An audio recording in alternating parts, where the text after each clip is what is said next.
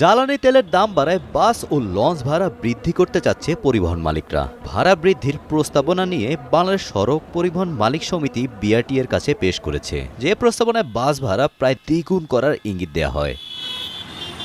মালিক সমিতির পক্ষ থেকে প্রস্তাবিত নতুন ভাড়ার হার অনুযায়ী দূরপাল্লার বাসে বর্তমান কিলোমিটার প্রতি ভাড়া 2 টাকা 12 পয়সা থেকে বাড়িয়ে 4 টাকা 5 পয়সা করার প্রস্তাব দেওয়া হয়েছে। ঢাকা ও চট্টগ্রাম মহানগরীতে বর্তমান কিলোমিটার প্রতি ভাড়া 2 টাকা 42 পয়সা থেকে 64% বাড়িয়ে 4 টাকা করার আলাপ তোলা হয়। অন্যদিকে অভ্যন্তরীণ নৌপথে যাত্রীবাহী লঞ্চের ভাড়া 36 থেকে 42% পর্যন্ত বাড়ানোর প্রস্তাব দিয়েছে বাংলাদেশ অভ্যন্তরীণ নৌ চলাচল যাত্রী পরিবহন সংস্থা। সেই সাথে কিলোমিটার প্রতি 1 টাকা ভাড়া বাড়ানোর প্রস্তাব বিআইডব্লিউটিএতে দেয়া হয়েছে। যাত্রী প্রতি সর্বনিম্ন ভাড়া 29 টাকা থেকে বাড়িয়ে 35 টাকা নির্ধারণের প্রস্তাব দেওয়া হয়।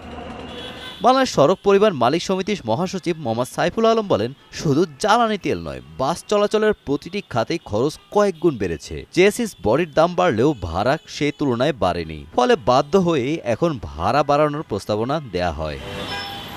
পরিবহন মালিকদের দাবি, জ্বালানি তেলের মূল্য বৃদ্ধি এবং অন্যান্য আনুষঙ্গিক খরচ বেড়ে যাওয়ায় এই ভাড়া বাড়ানোর প্রস্তাব দেওয়া হয়েছে।